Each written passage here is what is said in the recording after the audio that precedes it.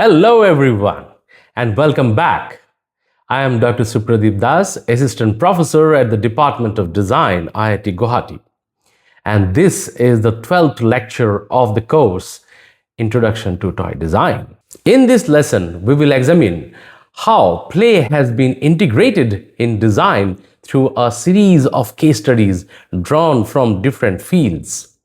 We will look at toy as an inspiration for product design, toy as a strategy in surprise-based products, toy logic applied in digital product and interaction design, toy used as medium of communication in advertisement and films, toy as tool for storytelling and narration, toy used in branding and marketing, toy-inspired forms used as consumables. Through these examples, we will see how toy forms, mechanics, and play principles migrate into everyday objects, media, and experiences. By the end of this lecture, you will understand play-driven design categories, analyze how play-driven design function as emotional, cognitive, and cultural tools, recognize how play-inspired design helps engage users, especially children, across products and media. Critically reflect on strategic, ethical, and experiential implications of using play in design. Play-driven design can be delineated into two distinct categories. The first being toy, puzzle, game-embedded design, and the second playful design or ludic design. The former pertains to instances where a physical or digital toy is integrally embedded within the design, rendering the object explicitly intended for play. In contrast, the later category does not integrate a tangible or digital toy into the design framework. Instead, it incorporates playful elements that evoke delight, curiosity, and engagement. This approach aims to transform mundane tasks into more enjoyable experiences without necessarily redefining those activities as play itself.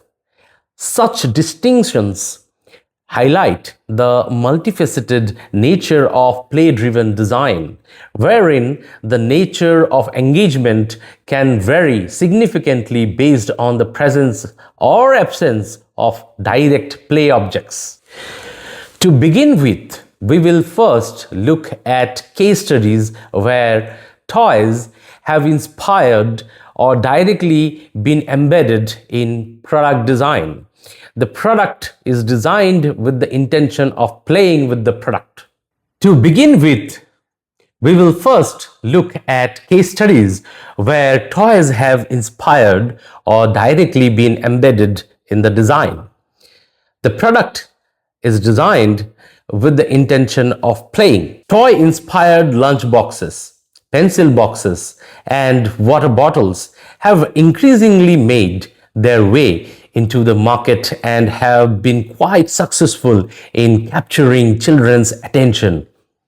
One prominent example is the building block style bento lunch boxes designed by Neo Toys. These lunch boxes borrow directly from toy logic, particularly stacking, nesting, and modular assembly. Much like building blocks, the lunchbox components can be arranged, stacked, and reorganized. This transforms the routine act of opening a lunchbox into a playful interaction. The child is not just consuming food, they are engaging with the object, exploring how parts fit together. This increases attachment, curiosity, and repeat engagement. Milton water bottle caps from the 1990s in India were iconic, featuring popular puzzle maze game with a silver ball on top of the cap. While traveling to school, children could engage with the maze on the cap. This kind of activity gives a sense of achievement and is a wonderful object of passing time. Now, let us look at cases where craft practices intersect with toy design. Crochet and needle felting are traditional hand-based craft techniques that use yarns and wool fibers to create garments and solid forms.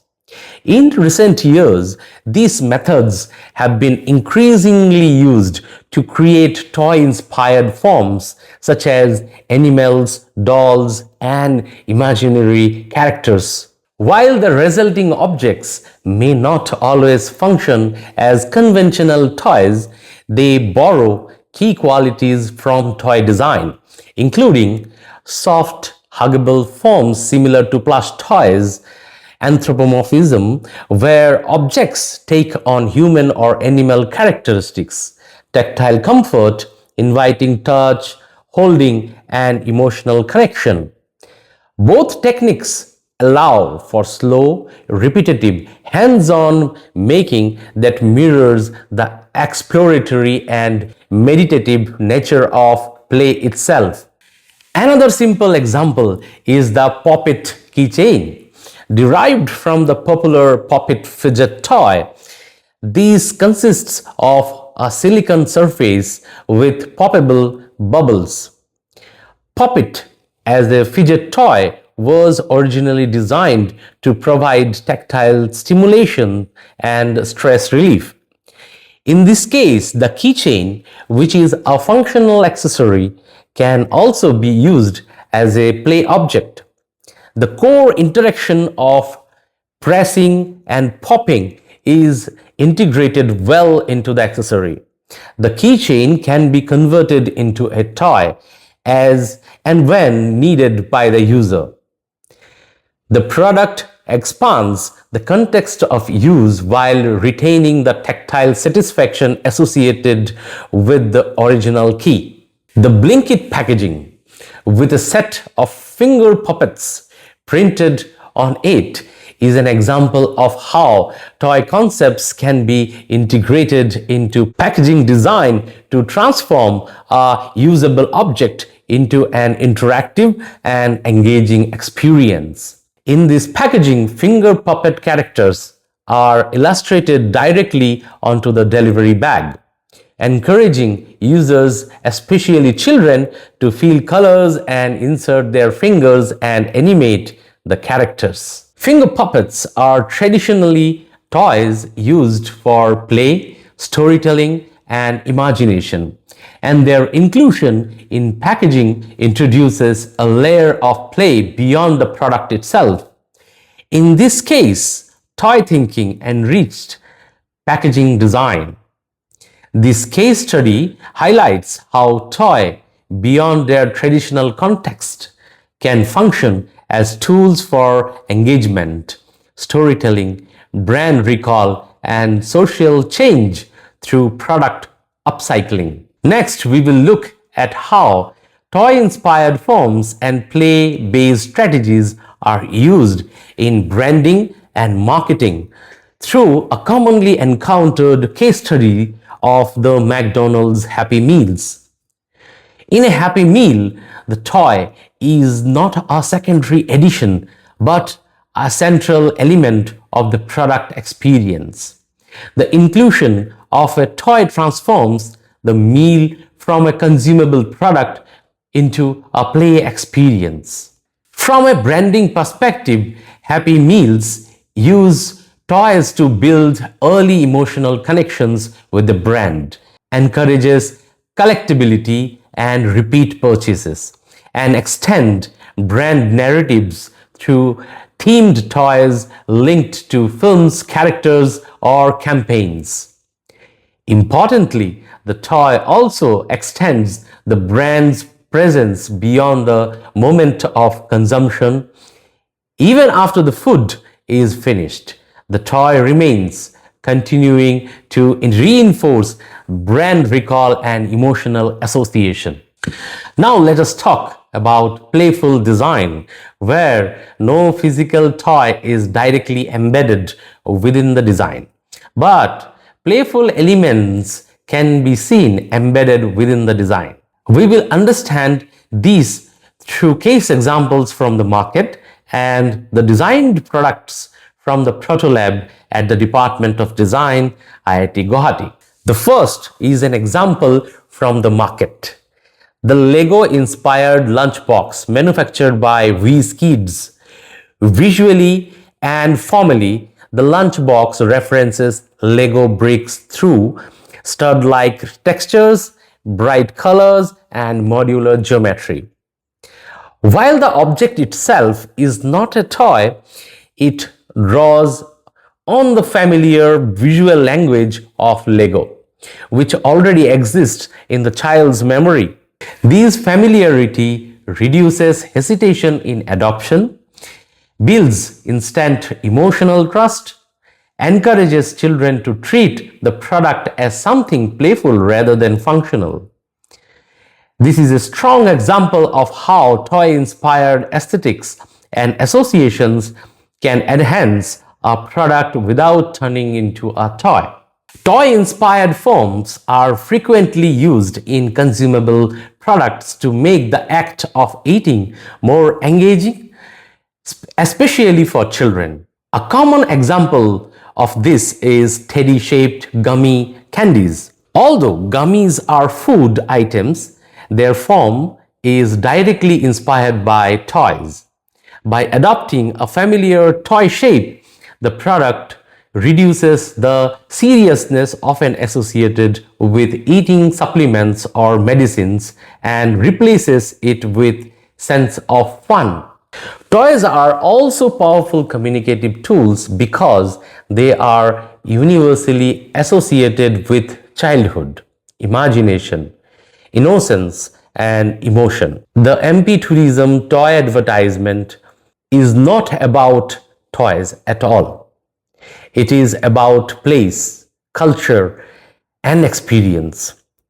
However, instead of using real people, landscapes, or conventional travel imagery, the campaign chooses toy figurines as its primary visual language. Here, the toys function as metaphor to communicate nostalgia and childhood wonder, simplicity and warmth, and emotional curiosity. Similarly, the Toy Story film series uses toy not merely as characters but as storytelling devices to communicate human experiences. At the surface level, Toy Story is about toys that come alive. However, at the deeper level, it explores themes such as identity and self-worth, fear of being replaced, friendship and belonging, change and growing up. Toys are chosen deliberately as protagonists because they already carry emotional meaning. Thus, in design and media, toys become a language of emotion, capable of communicating ideas about place, identity, memory, and human experience in ways that are playful, powerful, and universally understood. Toys have long been used as storytelling tools, especially in contexts where ideas need to be communicated in an engaging, accessible, and emotionally resonant manner. Among these, hand puppets and Muppets occupy a unique position. Though physically simple, they act as powerful narrative devices that combine play, performance, and education. A strong example of this is Gully Gully Sim Sim, the Indian adaptation of Sesame Street. In the multimedia educational initiative Gully Gully Sim Sim, launched in 2006 by Sesame Workshop India, Muppet-style hand puppets were used to communicate a wide range of concepts, including language and literacy, numbers and basic mathematics, social behavior and emotional intelligence, inclusion, diversity, and everyday life skills. The puppet function as toy-like characters that children already associated with play, safety, and imagination. Because of this, complex or instructional content is delivered in a manner that feels friendly rather than didactic. Children do not experience the interaction as a lesson. Instead, they perceive it as story unfolding through familiar, playful characters. Let us see how Muppets work in storytelling. Now I will invite Mr. Akshay to demonstrate how Muppet works. Hello everyone, I am Akshay Tarde. And I am Vasanti Akshay Tarde. Vasanti, we are not married. Then let's get married. No, I told you not to talk about marriage and wedding in this class. I'm mad at you. Oh, baby. What? Sorry. It's okay. So, we have lovely audience. They want to know about you. What do you like? Oh, come. I like gossips. Only gossips. Vasanti, I'm talking about toys and plays. Oh, I like Guddi Guddiyo ka khel. Oh, that's why you are very excited about weddings and marriages. You tell about your favorite childhood memory or game. Oh, we used to play with kanche. Marbles? Oh, that's nice. What about your favorite plays and toys? Okay, this is Muppet and the art form is ventriloquism. So it is made up of three parts, we can say. So one is head, another is body, and this is stick to operate the hand. So hand movement is important here to move the mouth of the Muppet, and along with this, voice modulation is also important to synchronize with the Muppet. So it's a very fun game, fun activity. I really enjoyed it. I am still learning it. You also try it, play, explore, and enjoy. Thank you. Thank you. Several digital products, specifically games and micro interactions in several apps, use play mechanics to depict the way the game is played or certain interactions within the app. One such example can be seen in the popular mobile game Candy Crush. The visual elements of the game resemble physical toy forms like Talpatar Shepoy from West Bengal, India, as a sense of gratification. Here is a noble cleaning brush, essentially to clean a baby feeding bottle or any cylindrical object like the kutti of a puttu maker, designed with a playful animal-shaped handle. The animal form acts as the grip, while the bristles at the tail end do the actual cleaning. It's a classic example of functional household tool designed with toy-like, character-driven aesthetics, making an everyday task feel more engaging and approachable. Here is a playful crocodile-shaped garlic grater with bright yellow friendly eyes and a tactile steel grating surface integrated into the body. It's a great example of playful product design, where a functional kitchen tool borrows toy-like characters to make an everyday task more engaging and approachable. Here is a noble fish scaler cum coconut grater. The playful cat-like handle hides a serrated metal scaling edge at the front, used to remove fish scales or grated coconut. This is another example of a functional kitchen tool designed with toy-like, character-driven aesthetics, making a routine task feel lighter and more engaging. These playful designs use toy-like forms, characters, and visual cues to reshape everyday experiences without turning the activity into play itself. Their intention is not to invite play, but to soften routine tasks, reduce resistance, and create emotional engagement.